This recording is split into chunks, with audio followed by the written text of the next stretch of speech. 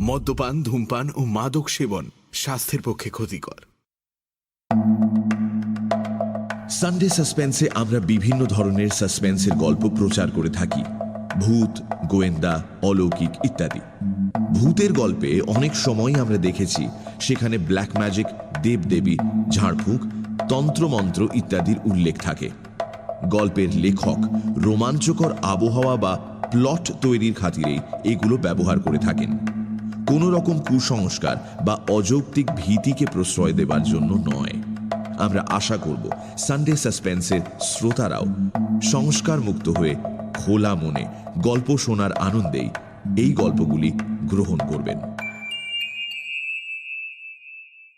বাংলা সাহিত্যের রোমাঞ্চকর কিছু গল্প দিয়ে সাজানো আমাদের এই বিশেষ নিবেদন সানডে সাসপেন্স। আজ আপনার জন্য তারাদাস বন্দ্যোপাধ্যায়ের লেখা তারানাথ তান্ত্রিকের কাহিনী আগুন। তারাদাস বন্দ্যোপাধ্যায় প্রখ্যাত কথাসাহিত্যিক বিভূতিভূষণ বন্দ্যোপাধ্যায়ের একমাত্র পুত্র। জন্ম ব্যারাকপুরে 1947 সালের 15ই অক্টোবর, মৃত্যু 2010 সালের 18ই জুলাই। বাবার মতোই করেছেন শিক্ষকতা। রাজ্যের তথ্য ও সংস্কৃতি বিভাগের ডেপুটি ডিরেক্টর ছিলেন। তাঁর লেখা উল্লেখযোগ্য গ্রন্থ কাজল এবং কাজলের পরের পর্ব তৃতীয় পুরুষ। আমাদের আজকের গল্পটি আমরা নিয়েছি মিত্র ও ঘোষ থেকে প্রকাশিত তারানাথ তান্ত্রিক বইটি থেকে। প্রধান চরিত্রে তারানাথ এবং শ্রীপদ। গল্প পাঠে এবং তারানাথ তান্ত্রিকের ভূমিকায় মীর। গল্পের সূত্রধার আমি, অগ্নি। শুরু হচ্ছে তারানাথ তান্ত্রিকের কাহিনী আগুন।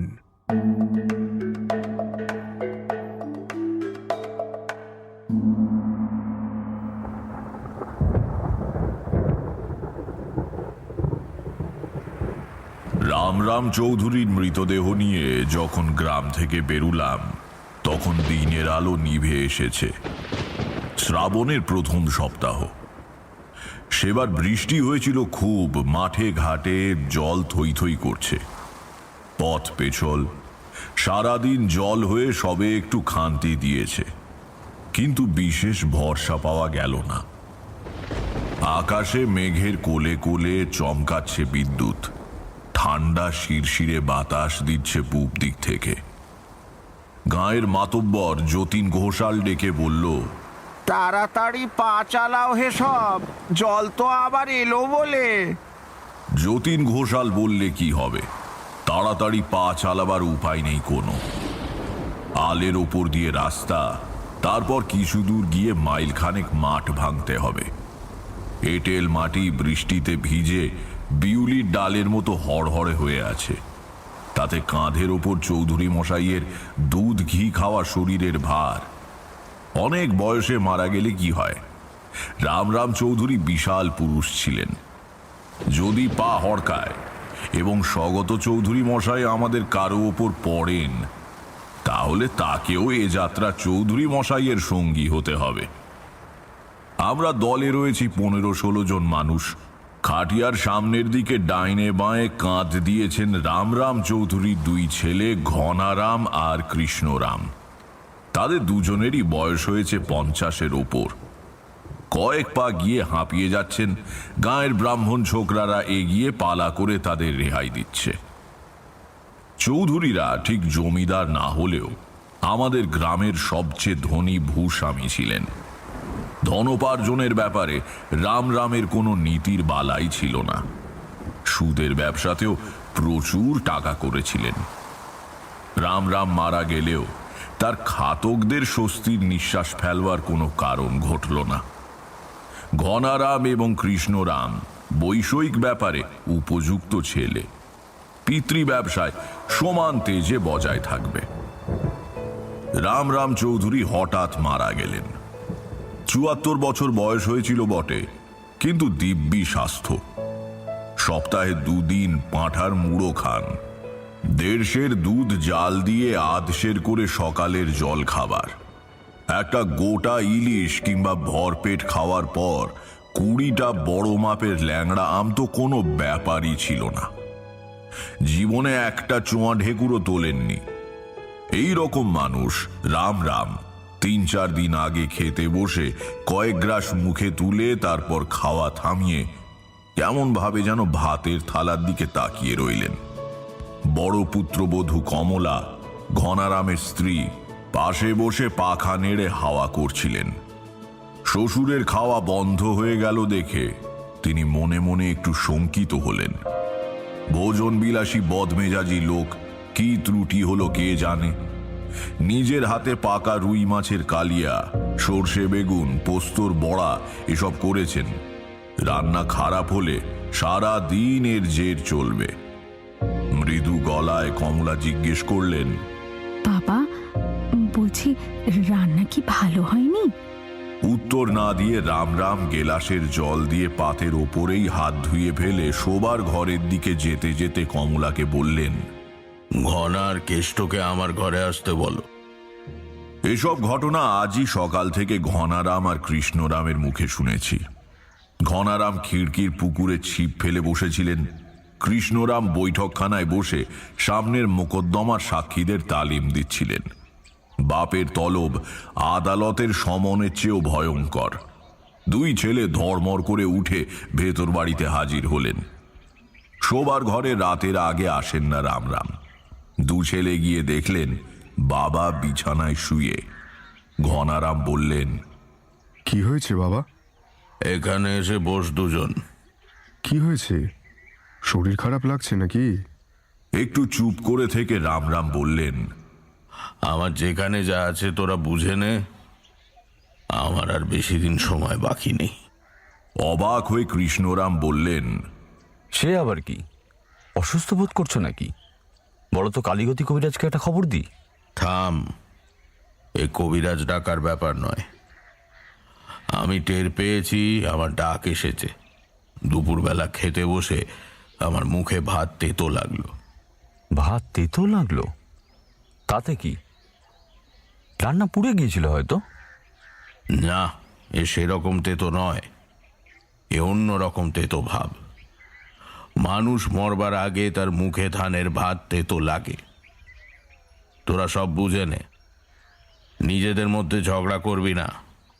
আমি সব চুলচেরা ভাগ করে দিয়ে গেলাম। উইল রেজিস্ট্রি করা আছে। ওই দেওয়াল আলমারি খুলে মোটা লম্বা খামটা নিয়ে আয় দেখি। মোটামুটি এই ঘটনা। ছেলেরা বিষয়টাকে আমল দেয়নি। 3 দিন পর আজ সকালে ঘুমের মধ্যে কখন পরপারে রওনা হয়েছেন। সত্যি বলতে কি, লোক দেখানো শোক কিছুটা করতে হলেও রামরামের মৃত্যুতে কেউই খুব একটা ব্যথিত হয়নি। ছেলেরা 50 পার করেও সম্পত্তির পুরো কর্তৃত্ব হাতে পাচ্ছিলেন না। প্রৌঢ় বয়সে বাপের অধীন থাকা বড় কষ্টের। পুত্রবধূরাও শ্বশুরের বিখ্যাত মেজাজ ও সময় অসময় নানান উদ্ভট ফরমায়েশ খাটা থেকে রেহাই পেয়ে হাঁপ ছেড়ে বাঁচলেন। কাজেই ঠিক সময়ে গেছেন রামরাম। আরো আগে গেলেও কেউ দুঃখ করত না। দুপুরের মধ্যে দেহ নিয়ে বেরিয়ে পড়তে পারলে ভালো হতো, কিন্তু বেলা 9টা থেকে আকাশ ভেঙে বৃষ্টি হলো বিকেল অবধি। একটু করে থামে, সবাই মিলে বেরুবার উদ্যোগ করি, আবার ঝুপঝুপ করে শুরু হয়। যতীন ঘোষাল বলল, আকাশের গতিক তো ভালো না চৌধুরী মশাই, আবার বৃষ্টি আরম্ভ হলে বিপদ কিন্তু। ঘনারাম উত্তর দিলেন, কি আর করা যাবে, গিয়ে তো পৌঁছই। কৃষ্ণরাম বললেন, সেখানে কোনো ছাউনি টাউনি কিছু নেই? জল এলে মাথা বাঁচানো যাবে তো? যতীন ঘোষাল বললেন, আহা, সে রয়েছে, কিন্তু সেটা তো বড় কথা নয়। আমরা না হয় বৃষ্টিতে না ভিজলাম, কিন্তু জল হলে তো আর দাহ করা যাবে না। সারা রাত বসে থাকলে মৃতদেহ বাসি হয়ে যাবে। একটু পা চালিয়ে এগোই না সবাই। গ্রামের ধার দিয়েই নদী। শ্মশান নদীর ধারে হলেও গ্রামের কাছে নয়। নদীর উজানে মাইল 1.5 গিয়ে তবে সেখানে পৌঁছতে পৌঁছতে সন্ধে পেরিয়ে গেল। কেউ কোথাও নেই। কাছে দূরে অপার্থিব স্বরে শেয়াল ডাকছে। মেঘ থমকে আছে সারাটা আকাশ ভরে। আমার তখন যদিও 17-18 বছর বয়স, কিন্তু শ্মশানে সেই নিয়ে বোধহয় 15-20 বার যাতায়াত হয়ে গিয়েছে। বলতে কি, শ্মশান জায়গাটা আমার কোনোদিনই খুব একটা ভীতিকর বলে মনে হয়নি, বরং বেশ পবিত্র বলে মনে হতো। কিন্তু সেদিন আমার কেমন যেন গায়ে কাঁটা দিতে লাগলো। আজ এখানে যেন একটা খারাপ কিছু ঘটবে, একটা অমঙ্গলজনক কিছু দেখতে পাবো। শ্মশান বন্ধুদের জন্য একটা চালা ঘর বাঁধা আছে, তার নিচে মৃতদেহ নামানো হলো। ওসব দেশে দাহ করার কাঠ কিনতে পাওয়া যায় না। চৌধুরী বাড়ির 4 জন চাকর মাথায় করে কাঠের বোঝা বয়ে আনছিল। ঘনারাম আর কৃষ্ণরাম তামাক খেতে লাগলেন। যতীন ঘোষাল দায়িত্ব নিয়ে কাজে লাগলেন। এই ছেলেরা, আর বসে কেন বাবা? চটপট একটা লম্বা গর্ত খুঁড়ে কাঠ সাজিয়ে ফেলো। ভালোই ভালোই কাজটা হয়ে গেলে বাঁচি। আর বিশ্রাম করতে হবে না বাবা, দেখছো না আকাশের অবস্থা। নিঃশব্দে কাজ হতে লাগলো। কেবল পুরুত ভবেশ ভট্টাচার্যের গুনগুন করে গীতার 3য় অধ্যায়ের পাঠ শোনা যাচ্ছে, আর তার সঙ্গে হুঁকোর সুরসুর শব্দ। আমরা কজন ক্লান্ত হয়ে চালা ঘরের আড়ালে তামাক খেতে গিয়েছি। আমাদেরই বন্ধু হরেন, সে তামাক খায় না, একা চিতা সাজাচ্ছে। চালা থেকে বেশ কিছুটা দূরে চিতা সাজানো হয়েছে, যাতে বর্ষার জোরালো হাওয়ায় আগুনের ফুলকি উড়ে এসে না পড়ে। আমরা তামাক খেতে খেতে হঠাৎ শুনলাম হরেনের ভীত গলা। কে? এই কে ওখানে? কে? আমরা দৌড়ে গেলাম। চালার তলা থেকে ঘনারাম, কৃষ্ণরাম, যতীন ঘোষাল এরা সব বেরিয়ে এলেন। ঘনারাম তার স্বভাবসিদ্ধ ভারী গলায় হেঁকে বললেন, কি হয়েছে হরেন? কয়েকটা লণ্ঠন মাত্র সম্বল। বিরাট প্রান্তরের অন্ধকার, তাতে আর কতটুকু দূর হয়। লণ্ঠন উঁচু করে তুলে দেখলাম হরেন ফ্যাকাশে মুখে পাশের ঝোপঝাড়ের দিকে তাকিয়ে আছে। বললাম, কি হয়েছে রে? পাংশু মুখে হরেন বলল, ওই ঝোপের মধ্যে কে দাঁড়িয়েছিল, স্পষ্ট নিঃশ্বাসের আওয়াজ শুনলাম। আমি চেঁচিয়ে উঠতেই জলা ভেঙে ওই দিকে পালিয়ে গেল। শুনেই আমাদের গ্রামের সাহসী ছেলে বলে খ্যাত ঈশ্বর বাগচি হই হই করে একটা লাঠি হাতে ঝোপটার উপর বেশ কয়েক ঘা বসিয়ে দিল। একটা ব্যাঙও বেরুলো না সেখান থেকে। আমরা বললাম, কোথায় কি রে? হরেন সাহসী বলে খ্যাত না হলেও নিতান্ত ভীতু নয়। দেখলাম সে ঠক ঠক করে কাঁপছে। বলল, না ভাই, তোমরা বললে তো হবে না। পায়ের শব্দ আর নিঃশ্বাসের আওয়াজ আমি স্পষ্ট শুনেছি। একেবারে গা ঘেঁষে ওই জল জঙ্গলের মধ্যে দাঁড়িয়েছিল। আমি দেখেছি, নিজে চোখে দেখেছি। যতীন ঘোষাল বললেন, আচ্ছা থাক থাক, এখন কাজ শুরু করে দাও তো। আর তোমরাও বাপু বিদঘুটে, অসময়ে তোমাদের চাগিয়ে উঠলো। আরে বন্ধুকে একলা ফেলে যাবার কি দরকার ছিল? এত গোলমালেও একমাত্র ভবেশ ভট্টাচার্য গীতা পাঠ থামাননি। শান্ত হয়ে বসে একইভাবে গুনগুন করে পড়ে চলেছেন। না যায়তে মৃয়তে বা কদাচিৎ। ঘনারাম এবং কৃষ্ণরাম পিতার যা যা শেষকৃত্য সব করলেন। দাউ দাউ করে আগুন জ্বলে উঠল। যতীন ঘোষাল রামরাম চৌধুরীর কাছে বেশ কিছু টাকা ধারতেন। ছেলেদের সুনজরে থাকলে সেটা মাপ হয়ে যেতে পারে এই আশায় ক্রমাগত বলে চলেছেন, সেই থেকে বৃষ্টি আটকে আছে, হবে নাই বা কেন? কত বড় একটা পুণ্যবান মানুষ, তার শেষ কাজে কি ভগবান বাধা দিতে পারেন? আহা, গ্রাম একেবারে অন্ধকার হয়ে গেল। অমন মানুষ আর হবে না গো। আবার সব চুপচাপ। নলখাগড়ার বনে একটা শেয়াল ডেকে উঠল। জোলো হাওয়ায় শীত শীত করছে। চৌধুরী ভাইদের ভুড়ুক ভুড়ুক হুঁকোর শব্দ শোনা যাচ্ছে কেবল। আচমকা আমাদের সকলের বুকের রক্ত হিম করে দিয়ে একটু দূরে জলার মধ্যে থেকে একটা বিকট অট্টহাসির আওয়াজ জেগে উঠল।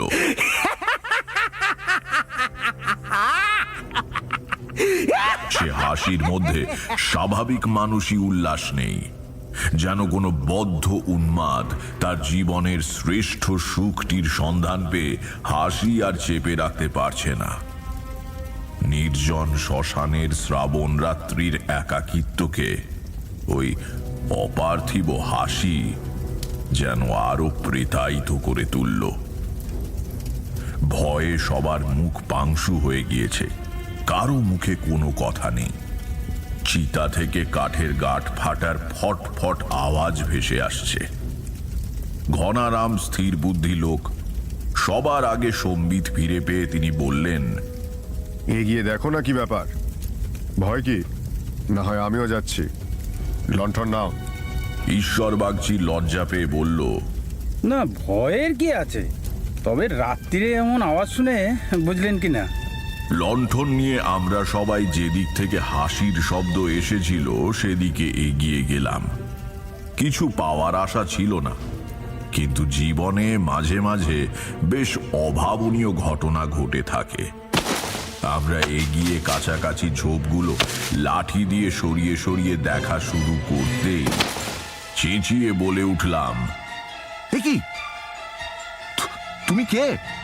দেখি সেখানে হাঁটু সমান জল কাদায় ঝোপের মধ্যে একটা পাগলাটে চেহারার লোক দাঁড়িয়ে এক দৃষ্টে জ্বলন্ত চিতার দিকে তাকিয়ে রয়েছে।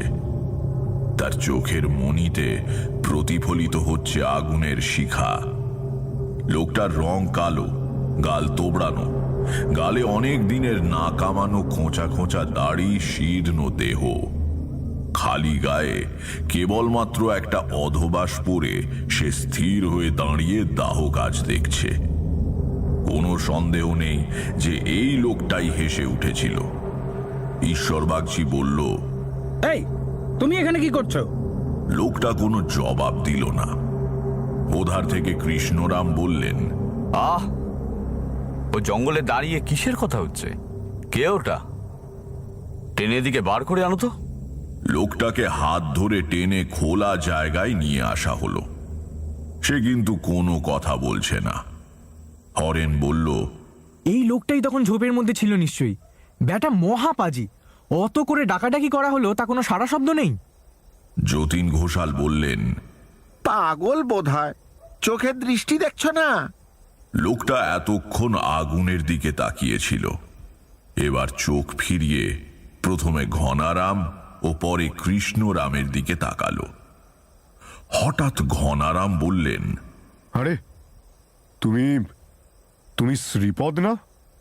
কৃষ্ণরামেরও ভুরু কুঁচকে গেল। সম্ভবত তিনিও চিনতে পেরেছেন। শ্রীপদ ঘনারামের দিকে তাকিয়ে তর্জনী নির্দেশ করে বলল, চিতার আগুন থেকে ফুলকি উড়ে গিয়ে তোমার বাড়ির চালে পড়বে, আমি বলে দিলাম। বংশে বাতি দিতে কেউ থাকবে না।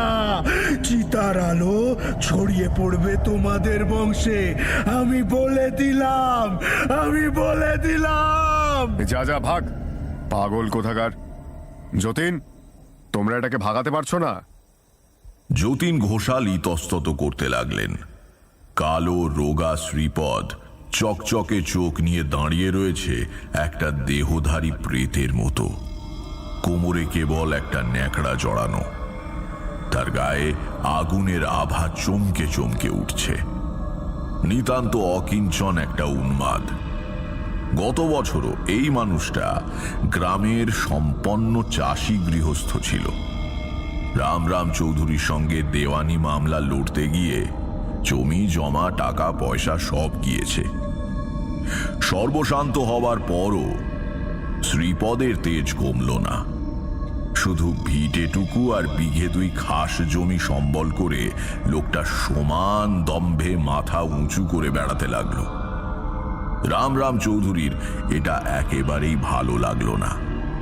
যার পেছনে লাগা হয়েছে তাকে একেবারে মাটির সঙ্গে নাম মিশিয়ে দিতে পারলে সুখ আর কোথায়।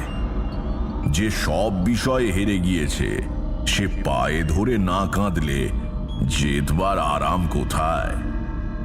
এর মধ্যে পথে একদিন রাম এবং শ্রীপদের বেদম ঝগড়া হয়ে গেল। শেষের দিকে শ্রীপদ বলেছিল, যান যান চৌধুরী মশাই, আপনি যান, আমরা চাষের কাজ জানি। আরও 4 বিঘে রায়বাবুদের কাছ থেকে পত্তনি নিয়ে নিলে ভাতে মরবো না। আপনি আপনার যা করবার করে নিয়েছেন, আর আপনাকে ভয় পাই না। আর শুনুন, আপনার চালের নিচেও থাকি না, নিজের বাড়িতে বসে শাক ভাত খাই।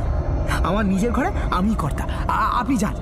রাস্তায় দাঁড়িয়ে নিজের চেয়ে পদে খাটো কারো সঙ্গে বাড়াবাড়ি করা রামের স্বভাব নয়। সেদিনের মতো ঘটনাটা ওইখানেই মিটে গেল।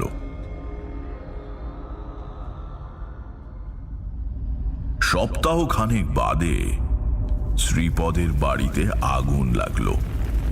শ্রীপদ সে সময় হাটে গিয়েছিল। সে ফেরার আগেই 1 ঘন্টার মধ্যে সব শেষ। হাট থেকে ফিরে শ্রীপদ দেখল তার বউ আর একমাত্র ছেলে দুর্গাপদ উঠোনের জামরুল গাছটার নিচে চুপ করে বসে আছে। ছেলে কাঁদছে, বউ পাথর।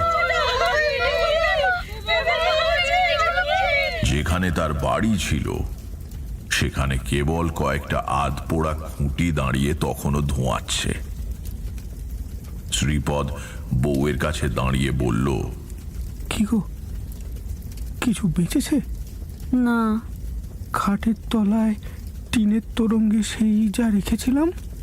জানি না, বোধহয় গলে গিয়েছে। তারপর শ্রীপদের বউ কেমন যেন চমকে উঠে সম্বিত ফিরে পাবার মতো করে চারদিকে তাকালো, যেন সে এতক্ষণে টের পেল তার স্বামী এসে সামনে দাঁড়িয়েছে। কোনো বিশেষ একদিকে না তাকিয়ে তার বউ বিহ্বল গলায় বলল, কি আগুন! ওহ, হুশ হুশ করে জ্বলছে একবারে। শ্রীপদের বউ পাগল হয়ে গেল। টিনের তোরঙ্গে তার সাধের কিছু সামান্য গয়না রাখা ছিল। তার মতো অবস্থার মানুষের এতেই যথেষ্ট শোক হতে পারে। তার উপর চোখের সামনে সে নিজেদের বসত বাড়ি পুরো জ্বলে যেতে দেখেছে। সে ধাক্কাও সামলানো কঠিন। শ্রীপদ থাকলে তার কি হতো বলা যায় না। এর পরের কিছুদিন শ্রীপদের বউ কোনো কথা না বলে চুপ করে বসে থাকত, আর কখনো কখনো বলতো, বাবা, কত আগুন, কেমন জ্বলছে দেখো। তার বাপের বাড়ির লোকেরা তাকে আর তার ছেলেকে নিয়ে যায় চিকিৎসার জন্য। বাপের বাড়ি থেকে আর ভালো হয়ে ফেরেনি শ্রীপদের বউ। কিছুদিন পরে খবর পাওয়া গেল সে স্নান করতে গিয়ে নদীতে ডুবে মরেছে। বিপদ একবার ঘটতে শুরু করলে পর পর ঘটতে থাকে। বউ মারা যাবার মাস 2 পরে শ্রীপদ খবর পেল কলেরার মড়কে পুরো মামার বাড়ির পরিবারের সঙ্গে তার ছেলেটিও মারা গিয়েছে। যে শ্রীপদ কয়েক মাস আগে একজন হাসি খুশি ফুর্তিবাজ মানুষ ছিল, দিনে চাষ ও রাতে শখের যাত্রা দলে গান গাইত, যে লোকটার গোয়ালে গরু, খেতে ধান ও বাড়িতে নম্র বউ আর ফুলের মতো শিশু ছিল, সে মানুষটা ভাগ্যের আশ্চর্য বিপর্যয়ে একটা মরা গাছের মতো একেবারে শুকিয়ে গেল। তার বউ এবং ছেলের মারা যাবার ব্যাপারে অবশ্যই রামের কোনো হাত ছিল না, থাকলেও পরোক্ষ।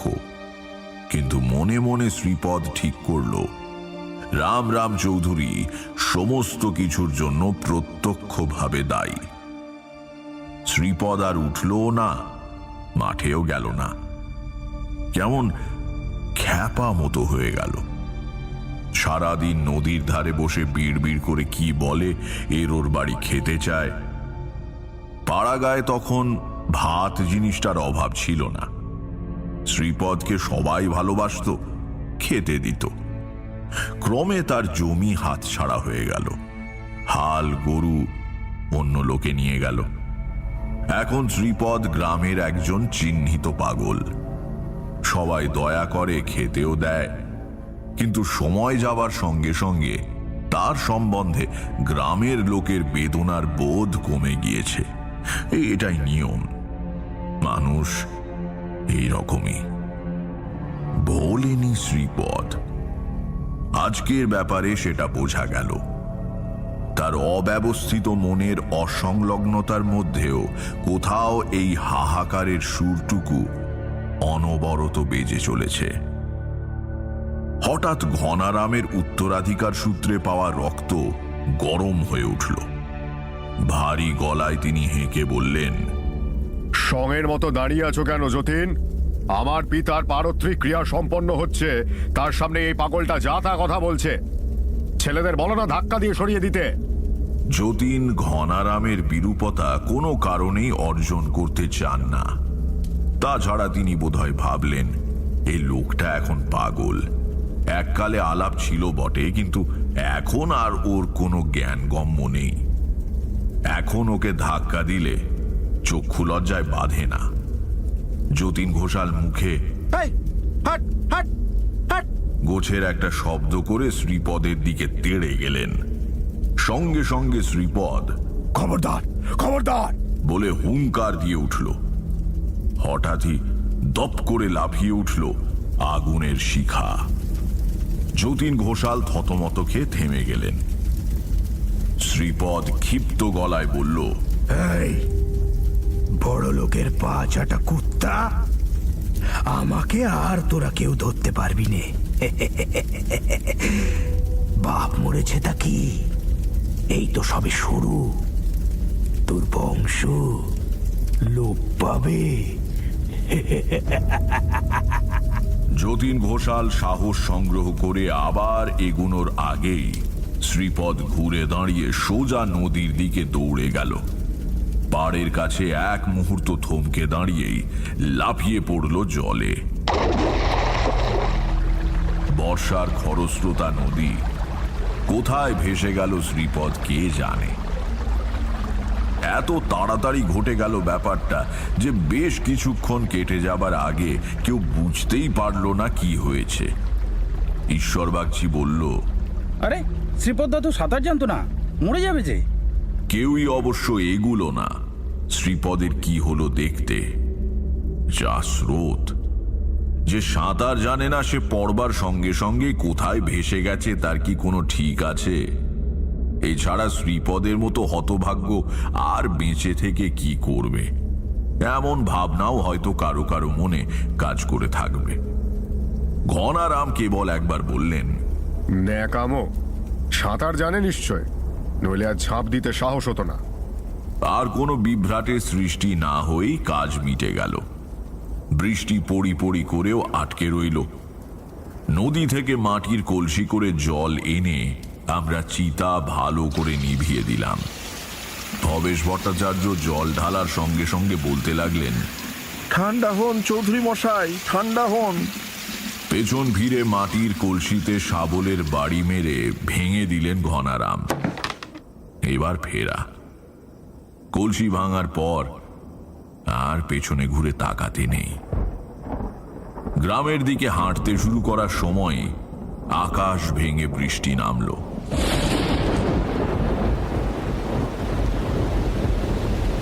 গ্রামের লোক আমরা কেউই ভিজতে ভয় পাই না। ঘনারাম আর কৃষ্ণরামের জন্য দুটো ছাতা এসেছিল। ভবেশ পুরুত তার তলায় ঢুকে গেলেন। আমরা ভিজতে ভিজতে চললাম। এবার আর লণ্ঠন জ্বলছে না জলের জন্য।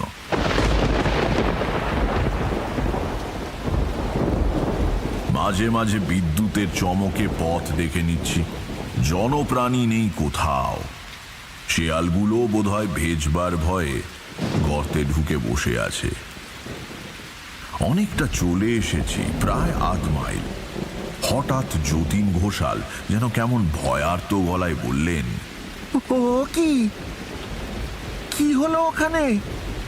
তার দৃষ্টি অনুসরণ করে পেছন ফিরে তাকিয়ে দেখি এই ভয়ানক বৃষ্টির মধ্যেও রাম চৌধুরীর নিভিয়ে দেওয়া চিতা আবার দাউ দাউ করে জ্বলে উঠেছে। আমাদের মাথার উপর ঝমঝম করে বৃষ্টি পড়ছে, আমরা স্থাণুর মতো দাঁড়িয়ে হাঁ করে দেখছি ওই অলৌকিক দৃশ্য। যেভাবে আমরা আগুন নিভিয়ে দিয়ে এসেছি তাতে তা আর জ্বলে ওঠার সম্ভাবনা খুবই কম। আর এই প্রবল বর্ষণের ভেতর আগুন জ্বলছেই বা কি উপায়? আমাদের গা বেয়ে জল পড়ছে, এত ভিজে গিয়েছি যে শুকোতে 1 সপ্তাহ লাগবে বলে মনে হচ্ছে। কতক্ষণ ওভাবে দাঁড়িয়ে থাকতাম জানি না। এক সময় ভবেশ ভট্টাচার্য বললেন, কৃষ্ণরাম, চল, এ সময় পথে দেরি করতে নেই বাবা। ঈশ্বরের নাম নাও, ঈশ্বর পরম কারুণিক। চৌধুরী বাড়ি পৌঁছে সবাই নিম পাতা দাঁতে কেটে লোহা ছুঁয়ে শুদ্ধ হলাম। এত রাতে এই বৃষ্টিতে আর কেউ বাড়ি গেল না। চৌধুরীদের বৈঠকখানায় বসে নানা গল্প হতে লাগলো। ভেতর বাড়ি থেকে শ্মশান বন্ধুদের জন্য গৃহিণীরা আলাদা আলাদা কাঁসার জামবাটিতে ঘন দুধ, মর্তমান কলা, আখের গুড় আর চিড়ে পাঠিয়ে দিলেন ফলার করবার জন্য। ঘনারাম কিছুক্ষণ পরে বৈঠকখানায় এসে বসলেন। তার মুখ গম্ভীর। যতীন ঘোষাল কয়েকবার সময়োচিত কি সব কথা বলতে গিয়ে তেমন সাড়া না পেয়ে দমে গিয়েছেন। ঘনারাম কেবল মাঝে মাঝে বলছেন, আচ্ছা, বাবার চিতা ফের জ্বলে উঠল কেন পণ্ডিত মশাই? কিছু বলতে পারেন?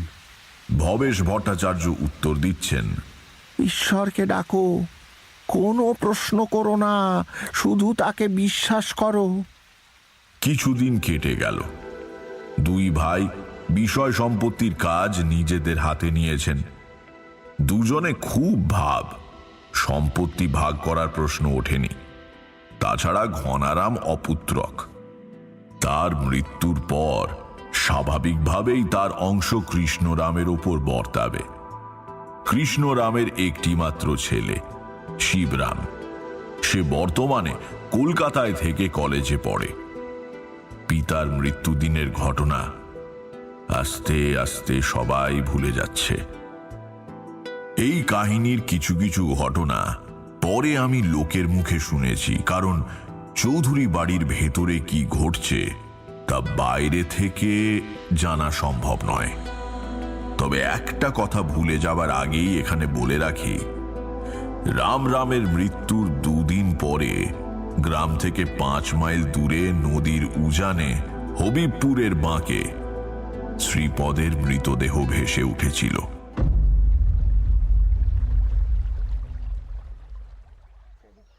ঘনারাম নিচে রয়েছেন, কাগজপত্র গুছিয়ে রেখে এখনই ওপরে আসবেন। কৃষ্ণরাম দোতলার বারান্দায় কুশাসন পেতে আহ্নিকের উদ্যোগ করছেন। হঠাৎ নিচে থেকে দাদার ক্রুদ্ধ গলা শুনতে পেলেন। ঘনারাম যেন রেগে গিয়ে কাকে বলছে, না না, যাও যাও। তখনও আহ্নিক শুরু করেননি। একটু অবাক হয়ে পায়ে পায়ে নিচে নেমে এলেন কৃষ্ণরাম।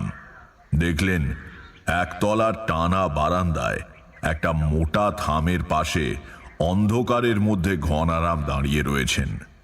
তার মুখ পাংশু। আশেপাশে আর কেউ নেই। বিকেল 5টা, 5:30টায় কাছারি শেষ হবার পর এই সময়টা চাকর বাকরদেরও একটু ছুটি থাকে। তারা বাগানের শেষে নিজেদের ঘরে বসে হয়তো তামাক খাচ্ছে।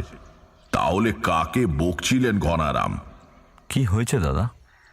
ঘনারাম প্রথমে কোনো উত্তর দিলেন না। কৃষ্ণরাম বললেন, তুমি এসো তো, আমার সাথে ওপরে এসো।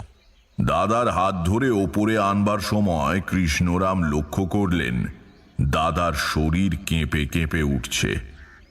ঘরে এনে দাদাকে বসিয়ে কৃষ্ণরাম বললেন, কি ব্যাপার বলো তো, ওরম চেঁচালি কেন? নিতান্ত সংকটেও ঘনারাম নিজের দুর্বলতা প্রকাশ করতে লজ্জা পেতেন। একটু ইতস্তত করে বললেন, শ্রীপদকে দেখলাম। আশ্চর্য হয়ে কৃষ্ণরাম বললেন, শ্রীপদ? সে কি কথা? কোথায়? কাছারি শেষ করে ওপরে আসছি, একতলার বারান্দায় উঠতেই একটা থামের পেছন থেকে বেরিয়ে এলো। সেই চেহারা কৃষ্ণ, বুঝলি, সেদিন যেমন দেখেছিলাম। কিন্তু তা কি করে হবে দাদা? আমাদের সামনেই তো দেহ ভেসে উঠল। সে খবর তো তুমি জানো। তুমি আলো আঁধারিতে ভুল দেখেছ।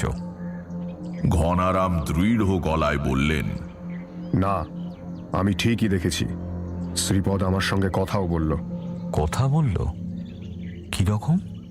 সেদিনের মতো আঙুল তুলে আমাকে বলল, চৌধুরী মশাই, মনে আছে তো?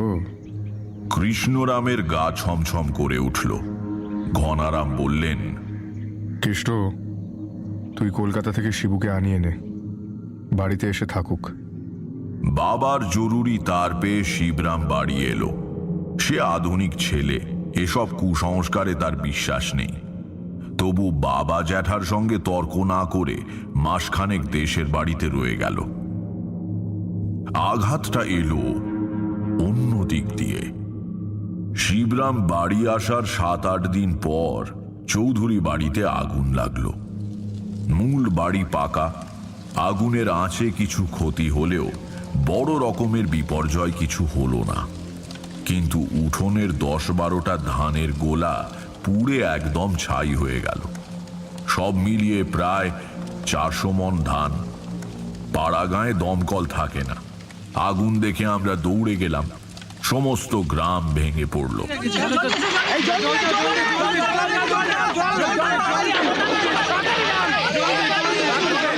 পেছনের দিঘি থেকে বালতি বালতি জল নিয়ে ছুঁড়ে দেওয়া হতে লাগলো অগ্নিকুণ্ডের ভেতরে। কিন্তু আগুন ততক্ষণে বেশ ভালো রকম ধরে উঠেছে। 2-1 বালতি জলে কিছু হবার নয়। লম্বা লাইন করে দাঁড়িয়ে আমরা জলের বালতি হাতে হাতে আগুনের কাছে পৌঁছে দিচ্ছিলাম। আমার পাশে ছিল হরেন। সে বলল, একটা ব্যাপার খুব অদ্ভুত, বুঝলি, সবগুলো গোলায় একসঙ্গে আগুন ধরলো কিভাবে? একেবারে গায়ে গায়ে তো দাঁড়িয়ে নেই। আশ্চর্য, এই জন্য মনে হচ্ছে কেউ নুড়ো হাতে সবগুলোতে আগুন দিয়ে বেরিয়েছে। হ্যাঁ রে তারানাথ, চাকরগুলোর ভেতর কেউ করেনি তো? যা, তা কেন করবে? কোনো কারণে হয়তো মালিকের উপর রাগ আছে। না রে, এরা সবাই পুরনো আর বিশ্বাসী লোক। দেখছিস না, মালিকের এত বড় ক্ষতি হয়ে গেল বলে সবাই সার দিয়ে বসে কাঁদছে। না না না, এরা কেউ নয়। ধন্য ঘনারামের স্থৈর্য। চুপ করে দাঁড়িয়ে তিনি আগুনের বিধ্বংসী কাণ্ড দেখলেন। তার মুখ দেখে এমনকি যতীন ঘোষালও কোনো সমবেদনার কথা বলতে সাহস করল না। আগুন যখন প্রায় নিভে এসেছে, ঘনারাম ভৃত্যদের মধ্যে কাউকে হাঁক দিয়ে বললেন, এই কে আছিস? বাড়ি থেকে গোটা কতক সুপুরি নিয়ে আয় তো। যতীন ঘোষাল ভয়ে ভয়ে বললেন, সুপুরি কি হবে চৌধুরী মশাই? ঘনারাম কোনো উত্তর দিলেন না। কে একজন কাগজে ঠোঙায় সুপুরি নিয়ে এলো। ঠোঙা হাতে ঘনারাম ঘুরে ঘুরে প্রত্যেক নিভে আসা অগ্নিকুণ্ডে 2-1খানা করে সুপুরি ছুঁড়ে দিতে লাগলেন। নে নে নে, তুইও নে। কৃষ্ণরাম এগিয়ে এসে ভীত গলায় বললেন, এসব এসব কি হচ্ছে দাদা? ঘনারাম ভাইয়ের দিকে তাকিয়ে শুকনো হাসি হাসলেন। তারপর বললেন, আগুনকে দিচ্ছি, সবই তো খেলো, এবার একটু মুখ শুদ্ধি করুক। কি বলিস? নে নে, খা খা, এটাও খেয়ে নে, নে খা। কৃষ্ণরাম হাত ধরে দাদাকে ভেতরে নিয়ে গেলেন। এরপর ঘনারাম জেদ ধরলেন শিবরামের বিয়ে দেবেন। দাদার জেদ দেখে বিপন্ন হয়ে কৃষ্ণরাম বললেন, কিন্তু দাদা, শিবু এখনো পড়ছে, এ সময় বিয়ে দিলে ওর আর পড়াশোনা হবে না। ঘনারাম ভাইয়ের আপত্তিতে কান দিলেন না। বললেন, বোকামি করিস না কেষ্ট, বুঝে দেখ, আমাদের বংশের বৃদ্ধি নেই একদম। ওই শিবুই যা কিছু। তোর আমার ভালো মন্দ কিছু হলে শিবু ভেসে যাবে, ওকে তাড়াতাড়ি সংসারী করে দেওয়াই ভালো। আমার কথা শোন। শিবরামের বিয়ে হয়ে গেল। এর বছর খানেক পরে এক জ্যোৎস্না রাত্রিরে খাওয়া দাওয়ার পরে পান মুখে দিয়ে শুতে এসে একবার জানালার ধারে গিয়ে দাঁড়ালেন ঘনারাম। পিক ফেলবার জন্য জানালা দিয়ে ঝুঁকে পড়ে ঘনারাম দেখলেন বাগানে নতুন লাগানো কলমের আম গাছটার নিচে আলোয় ক্ষুধিত দৃষ্টি নিয়ে শ্রীপদ দাঁড়িয়ে আছে। তার দিকে তর্জনী নির্দেশ করে শ্রীপদ বলল, মনে আছে তো? মনে আছে তো? কমলা, কমলা, কমলা! তার ডাকে কমলা ছুটে এলেন। কি হয়েছে গো? দেখো দেখি, বাগানে বাগানে আম গাছের তলায় ওকে দাঁড়িয়ে আছে, দেখো। কমলা তাড়াতাড়ি জানালার কাছে গেলেন। কই, কেউ নেই তো? ঘনারাম বিহ্বল গলায় বললেন, নেই? নেই তাহলে তাহলে কোথায় গেল? আমি আমি সত্যি বলছি, বিশেষ করে এখানেই ছিল। কে? যে দাঁড়িয়ে ছিল ওইখানে। তুমি তুমি শোবে চলো, তুমি ভেতরে গিয়ে শোবে চলো। ভাল লাগছে না তোমার, আবার শরীর খারাপ হচ্ছে, তুমি ভেতরে চলো, চলো গিয়ে তোমায় শুয়ে দিই। ভীত কমলা স্বামীকে জোর করে বিছানায় শুইয়ে দিয়ে পায়ে হাত বুলিয়ে দিতে লাগলেন। সত্যি দাঁড়িয়েছিল। সেদিন ছিল শুক্লা ত্রয়োদশী। কৃষ্ণপক্ষের ত্রয়োদশীতে ঘনারাম মারা গেলেন। মাত্র 53 বছর বয়স হয়েছিল তার।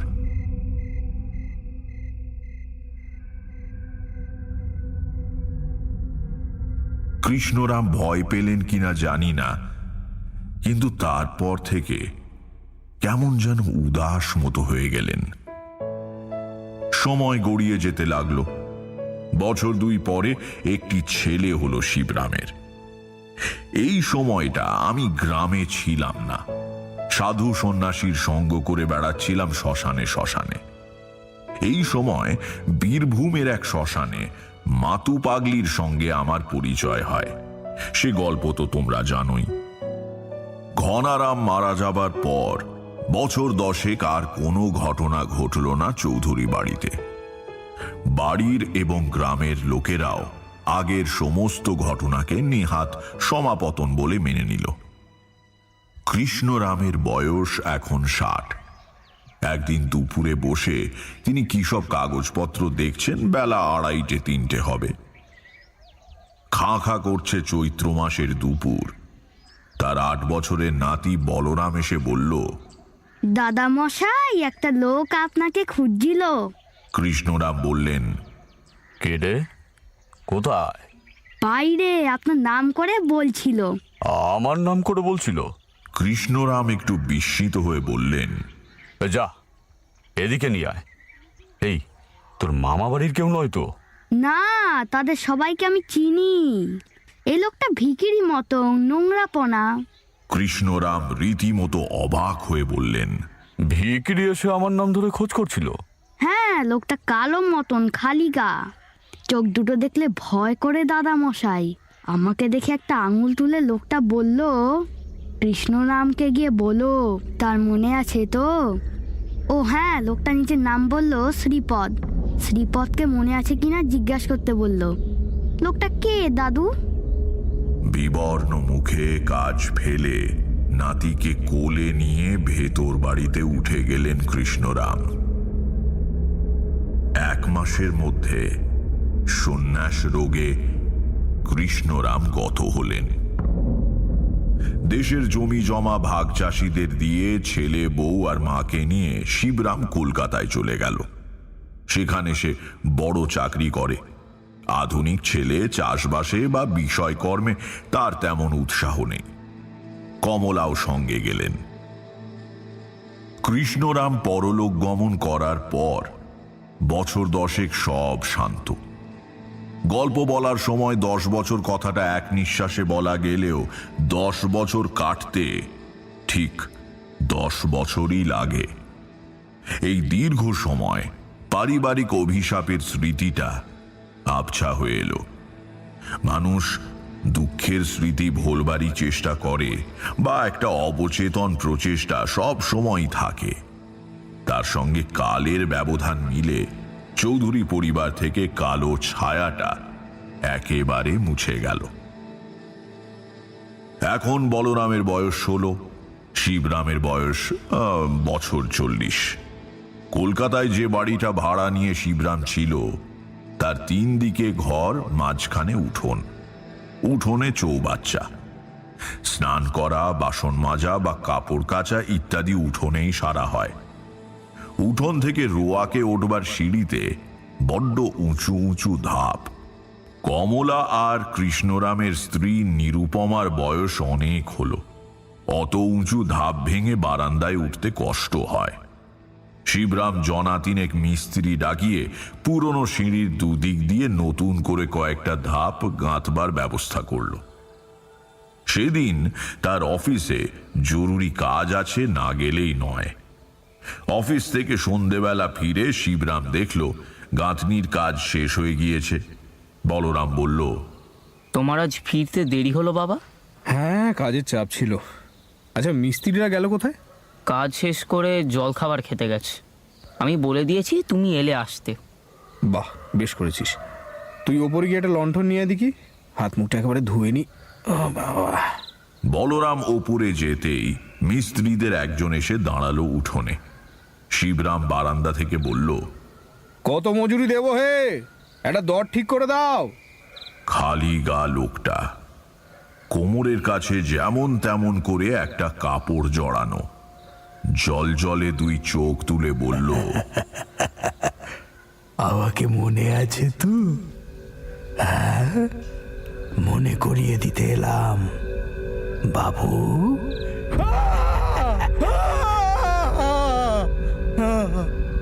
শিবরামের ভয়ার্ত চিৎকারে বলরাম দৌড়ে নেমে এলো লণ্ঠন হাতে।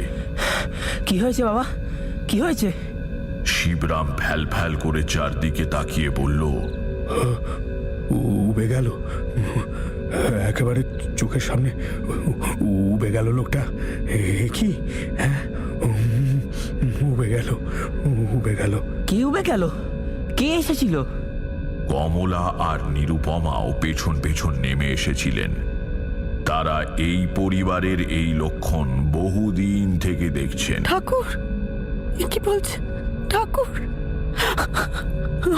দুক্কা দুক্কা দুক্কা দুক্কা, রক্ষে করো ঠাকুর, দুক্কা দুক্কা। নিরুপমা কেঁদে উঠে শিবরামকে জড়িয়ে ধরলেন। কমলা দুর্গা নাম জপ করে সারা গায়ে হাত বুলিয়ে দিতে লাগলেন। সবাই ধরে বিহ্বল শিবরামকে দোতলায় নিয়ে গেল। খানিক পরে মিস্ত্রিরা এলে বলরাম নিচে এসে জিজ্ঞেস করল, তোমাদের মধ্যে কেউ কি একটু আগে এসেছিল? তারা অবাক হয়ে বলল, না তো, আমরা তো এইমাত্র চা বিস্কুট খেয়ে এলাম। কেন বাবু?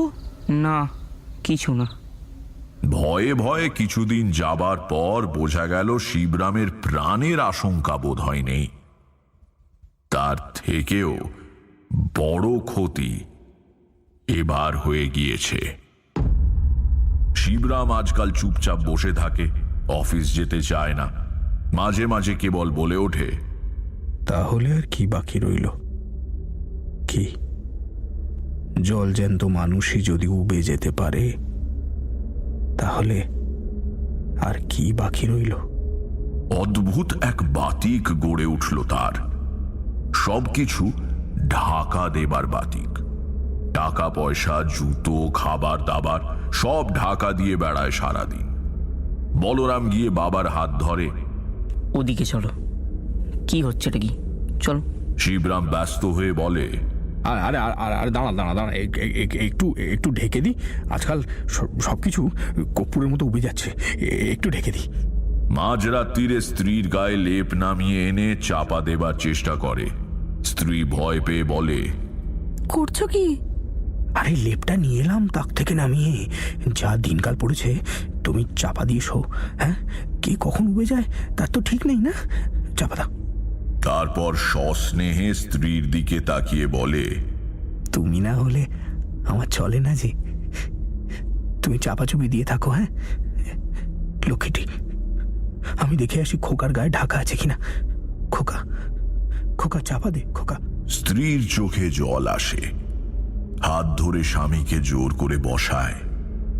বসে দেখি, এই গরমে আর খোকার গায়ে লেপ দিতে হবে না। বসো তুমি। গরম তো কি? হ্যাঁ গরম তো কি?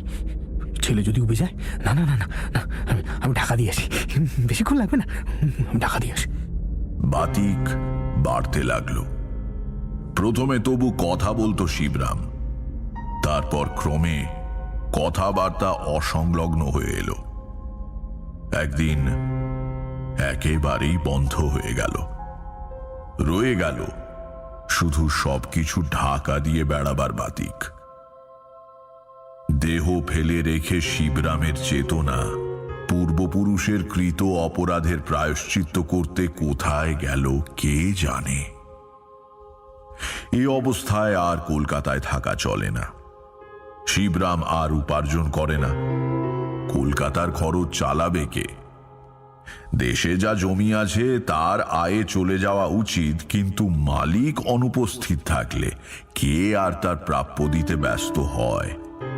কাজেই মায়ে ছেলেতে ঠাকুমাতে মিলে পরামর্শ করে চৌধুরী পরিবার বেশ অনেক বছর পরে আবার গ্রামে ফিরে এলো। বলরামের বিয়ে পরীক্ষা হয়ে গিয়েছে, এখন একটু বিষয়কর্ম দেখলে ক্ষতি কি? এই সময় এই ঘটনার সঙ্গে আমার প্রত্যক্ষ যোগাযোগ ঘটে। আমার বয়স তখন বছর ৪৫। মাঝে মাঝে গ্রামে আসি, আবার উধাও হয়ে যাই। দাড়ি গোঁফ রেখেছি, তন্ত্রমতের সাধক বলে বেশ একটু খাতিরও হয়েছে। একবার বলরাম আমাকে ডেকে বলল, কাকাবাবু, আমাদের পারিবারিক দুর্ভাগ্যের কথা সবই তো জানেন, এর কোনো বিহিত হয় না। কি বিহিতের কথা বলছো? দেখুন, আমি কলকাতায় পিয়ারসন সাহেবের ছাত্র ছিলাম। আজগুবি ব্যাপারে বিশ্বাস করতে মন চায় না, কিন্তু ঠাকুরদা মারা যাবার সময় আমার নিজেরই অলৌকিক অভিজ্ঞতা হয়েছিল। আমি ঠাকুরদাকে বলেছিলাম শ্রীপদের কথা। তারপর বাবারই অবস্থা, সবটাই কাকতালীয় বলে উড়িয়ে দিতে পারছি কই। আমার মা ঠাকুমা জেঠিমার কথা ভাবুন তো, এই অভিশাপ কি কাটানো যায় না? অলৌকিক উপদ্রব দূর করবার জন্য একটা বিশেষ হোম করা যায়। তুমি ইংরেজি পড়া ছেলে, বিশ্বাস করবে কিনা জানি না। যদি ওই হোম আমি শেষ করতে পারি, তাহলে হয়তো তোমাদের বিপদ চিরদিনের জন্য কেটে যাবে। বলরাম আমার কথার সুরে একটু অবাক হয়ে বলল, কেন? শেষ করতে পারার অসুবিধে কি? সে তোমাকে এখন বলবো না। তুমি কি চাও আমি ওই হোম করি? নিশ্চয়ই। সবার মঙ্গল হবার যদি কিছুমাত্র সম্ভাবনাও থাকে, তাহলে আমার বিশ্বাসের জন্য আমি তাতে বাধা দেব না। ঠিক আছে, এ মাসের শেষ অমাবস্যার রাত্রিরে আমি হোম করব।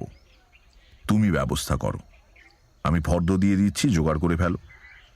কিছু জিনিস লাগবে যা তুমি জোগাড় করে উঠতে পারবে না, সেগুলো আমিই নিয়ে যাব। এখন রাত 10টায় পুজোয় বসবো, 12টা থেকে হোম শুরু হবে। কিন্তু আমার একজন সঙ্গী চাই। যে কাকে চাই বলুন? তোমাদের কুল পুরোহিত ছিলেন ভবেশ ভট্টাচার্য, তার ছেলে নরেশ তো পুজো আচ্ছা করে, তাকে একবার বলে রাখো। বেশ, তাই হবে। নির্দিষ্ট দিনে চৌধুরী বাড়ি পৌঁছে দেখি আয়োজন সব সম্পূর্ণ। বাড়ির সামনে বিরাট উঠোনে শামিয়ানা টাঙিয়ে তার নিচে হোমের জায়গা করা হয়েছে। কুশাসন, সমিদ ও অন্যান্য জিনিস রাখা হয়েছে। তার একদিকে বিষণ্ণ মুখে নরেশ ভট্টাচার্য বসে। আমি গিয়ে নরকপাল, হাড়ের মালা আর ফলশুদ্ধ কুচ গাছের ডাল নামিয়ে রাখছি দেখে সে কাতর হয়ে বলল, চক্রবর্তী মশাই, আমি কি পারবো? আমি তো মানে আপনাদের মতের হোম তো কিছু জানি নে, বললামও বলরামকে, তবু আমাকে জোর করে নিয়ে এলো। কিচ্ছু ভয় নেই ভট্টাচার্য মশাই, আপনাকে কিচ্ছু করতে হবে না। কেবল মাঝে মাঝে এটা ওটা একটু হাতে এগিয়ে দেবেন। বড় হোম আর পুজো এক হাতে করা যায় না। বলরামকে ডেকে বললাম, শোনো বলরাম, হোম আরম্ভ করার পর বাড়িতে নানা রকম উপদ্রব আর উৎপাত হতে পারে। তুমি তাতে ভয় পেও না। স্থির হয়ে এক জায়গায় বসে ঈশ্বরের নাম করবে। বিরুদ্ধ শক্তি চেষ্টা করবে যাতে আমি হোম শেষ না করতে পারি। পুজো শুরু করে সবে দেহবন্ধন আর আসন শুদ্ধি করেছি। বাড়ির ছাতে দড়াম করে বিকট একটা আওয়াজ হলো। বলরাম দৌড়ে দেখতে গেল কি ব্যাপার। ফিরে এসে বলল, কি আশ্চর্য, একটা থান ইট এসে পড়েছে কোথা থেকে। আচ্ছা, বাড়ির ছাদে থান ইট ছুঁড়ে ফেলা কি সোজা কথা? আমি ততক্ষণে ঘট স্থাপন করে মঙ্গল ভৈরবের ধ্যান শুরু করে দিয়েছি।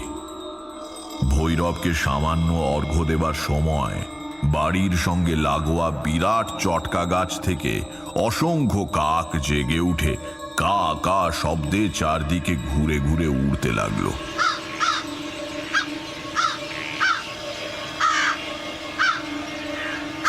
ব্যাপারটা শুনতে সামান্য লাগছে, কিন্তু যার অভিজ্ঞতা নেই সে বুঝতে পারবে না রাত 11টার সময় 1000 খানেক কাক মাথার উপর উড়লে কেমন লাগে।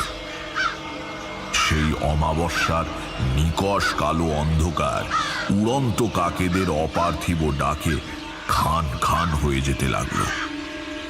এসব অশুভ ইঙ্গিত দেখে বাড়ির মেয়েরা একতলার বারান্দায় বসে কাঁদছেন।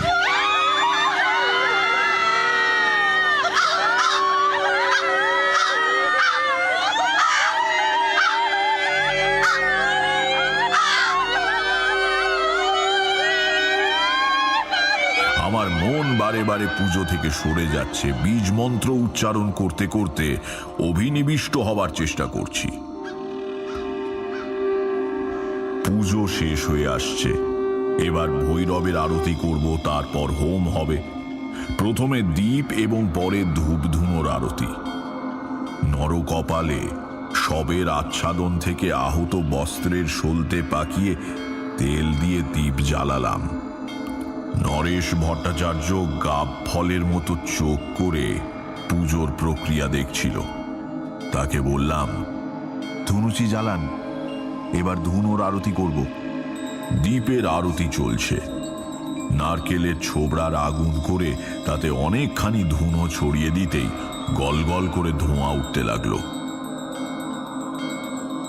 এবং আতঙ্কে চিৎকার করে উঠল নরেশ ভট্টাচার্য। আমি প্রথমেই বলেছিলাম থাকবো না। ধুনোর পবিত্র মিষ্টি গন্ধের বদলে মরা পচা গন্ধে বাতাস ভরে গিয়েছে। যারা নরেশ ভট্টাচার্যের আর্তনাদ শুনে ব্যাপার কি দেখবার জন্য এগিয়ে আসছিল, তারা নাকে কাপড় দিয়ে পিছিয়ে গেল। বিদ্যুৎ বেগে চারদিকে ছড়িয়ে পড়ল মরা পচা দুর্গন্ধ।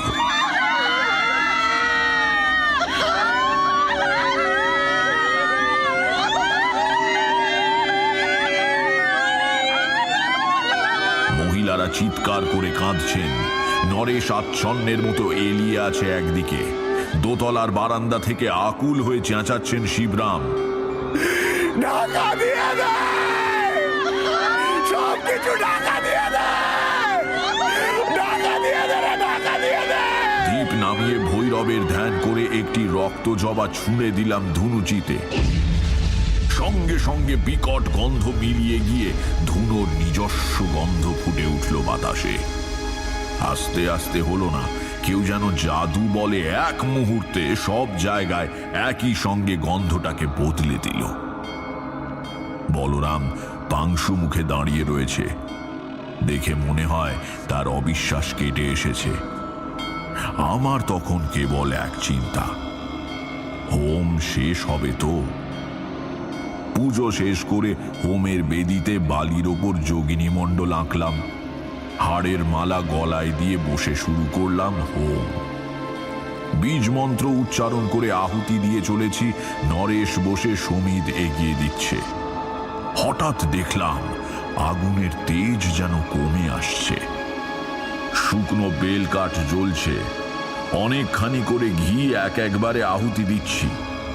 আগুন নিভে আসার তো কোনো কারণ নেই।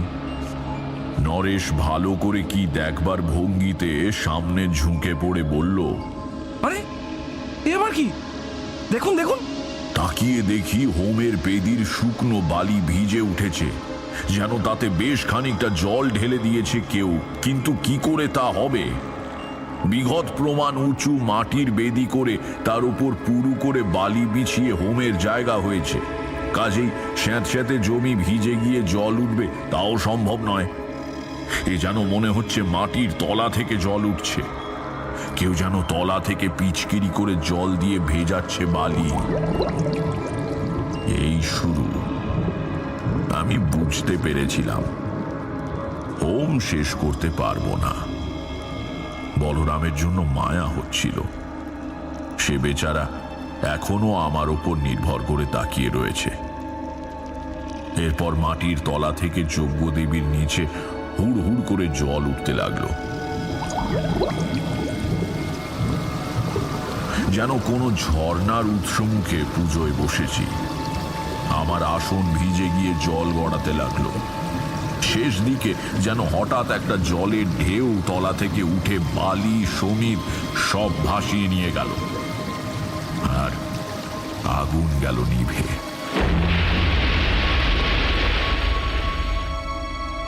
এখন সত্যি চৌধুরী বংশে বাতি দেওয়ার কেউ নেই। কি শেষটা পছন্দ হলো না, তাই তো? ভাবো তো, জিতটা তো পীড়িত জনেরই হলো। চৌধুরী পরিবার বেঁচে গেলে সেটা ঈশ্বরের ন্যায় বিচার হতো কি? পৃথিবীর আদালতে এই মানুষগুলো বিচার পায় না। বড় আদালতে যে এখনো সুবিচার হয় তা তো প্রমাণিত হলো। অবশ্য অনেকগুলো মানুষ যারা শ্রীপদের ভাগ্য বিপর্যয়ের ব্যাপারে সরাসরি জড়িত ছিল না, তারাও কষ্ট পেল। তা সে আর কি করা যাবে? এসব নিয়তির অখণ্ড বিধান।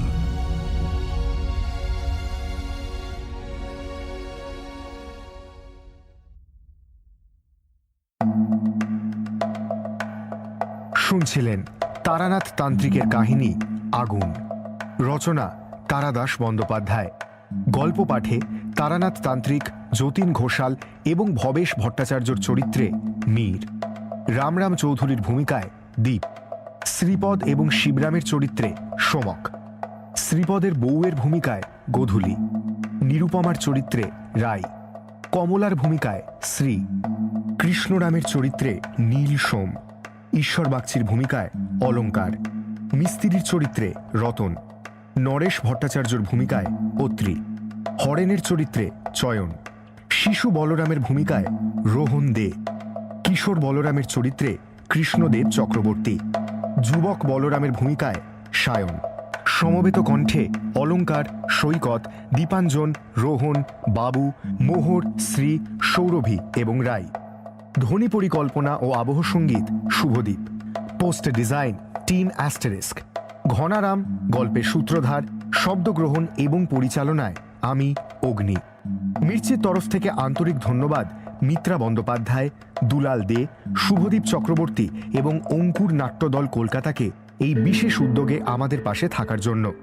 শেষ হল তারাদাস বন্দ্যোপাধ্যায়ের লেখা তারানাথ তান্ত্রিকের কাহিনী আগুন। আগামী সপ্তাহে আরও একটি রোমাঞ্চকর গল্প নিয়ে হাজির হবে সানডে সাসপেন্স।